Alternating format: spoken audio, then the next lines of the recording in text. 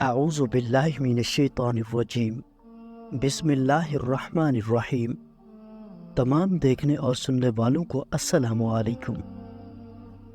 ایک عورت کا شوہر ہر وقت کسی نہ کسی مہمان کو گھر لے آتا اور اپنی بیوی سے کہتا ان کے لیے کھانے کا انتظام کرو۔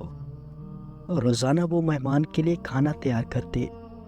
آخر کار وہ روز کے معمول سے تنگ آ گئی اور ایک دن رسول پاک صلی اللہ علیہ وآلہ وسلم کے پاس گئی اور کہنے لگی، یا رسول اللہ صلی اللہ علیہ وآلہ وسلم، میرا شوہر روزانہ کسی مہمان کو گھر لے آتا ہے اور میں کھانا بنا کے تھک جاتی ہوں۔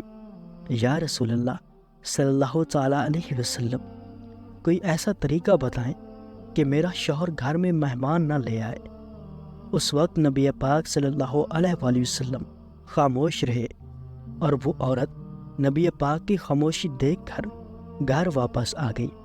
اگلے دن نبی پاک صلی اللہ علیہ وآلہ وسلم نے اس عورت کے شوہر کو بلایا اور فرمایا کہ کل میں تمہارا مہمان ہوں۔ وہ آدمی بہت خوش ہوا اور آ کے اپنی بیوی کو بتایا کہ آج نبی پاک ہمارے مہمان بن کر آئیں گے۔ اس کی بیوی بہت خوش ہوئی اور جلدی سے اچھے اچھے کھانے بنانے لگی۔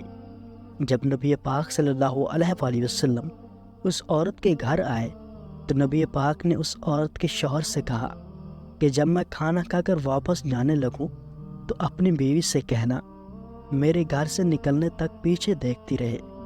اس کی بیوی نے ایسا ہی کیا۔ جب نبی پاک صلی اللہ علیہ وآلہ وسلم واپس جانے لگے تو اس عورت نے دیکھا کہ رسول اللہ صلی اللہ علیہ وآلہ وسلم کے ساتھ بچھو، سانپ اور کیڑے مکوڑے سب ساتھ جا رہے تھے۔ وہ یہ منظر دیکھ کر بے ہوش ہو گئی۔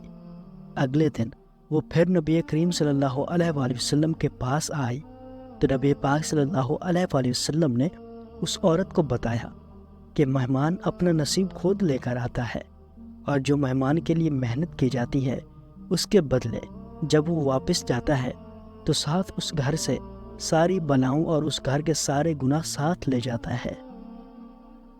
تو پیارے دوستو، یہ تھی آج کی ویڈیو۔ امید کرتا ہوں کہ یہ ویڈیو آپ کو پسند آئی ہوگی۔